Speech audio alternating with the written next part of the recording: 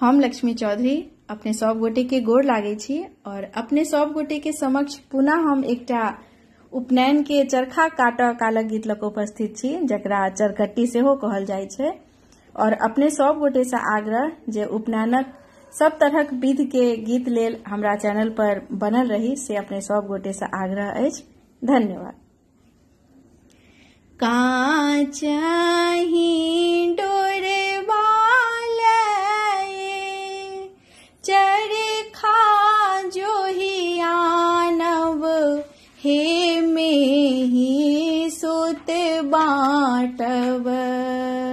काचही डोरवा लए चरखा जोहि आनब, हे मेहि सुत काटब।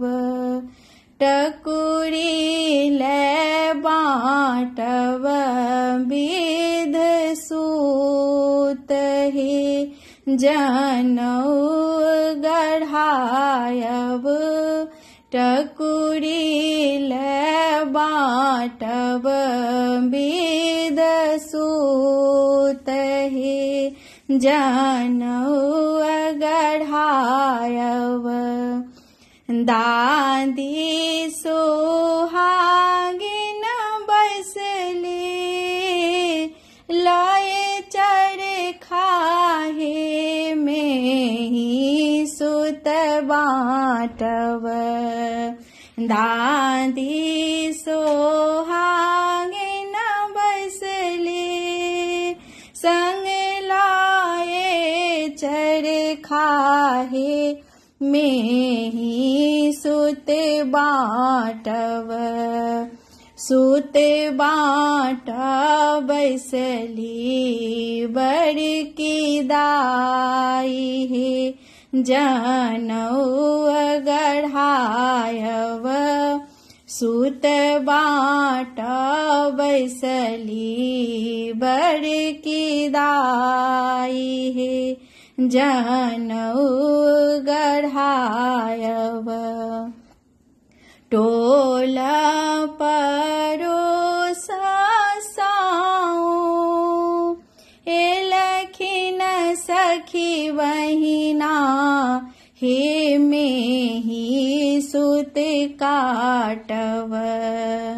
टोल परोस साओ एलखिन सखी बहिना, हे मेहि सुत काटब।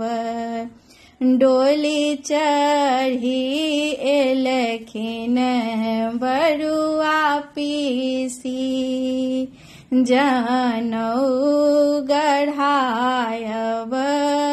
डोली चढ़ी एलखिन बरुआ पीसी, आहे जनऊ गढ़ायब। अमान हरा साओ नानी मामी एलखिन, हे मेहि सुत काटब। अमान हरा साओ नानी मामी एलखिन, हे मेहि सुत काटब। ससुरे सा एलखिन मौसी दाई, हे जनऊ गढ़ायब। ससुरे सा एलखिन मौसी दाई, हे जनऊ गढ़ायब।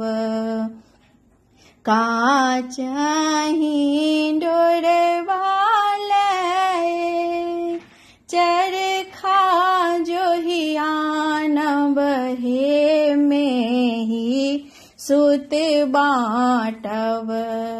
टकुरी ले बाटब विध सूत, हे जनौ गढ़ायब ठकुरी लैक बाँटब विध सूत हे जनौ गढ़ायब।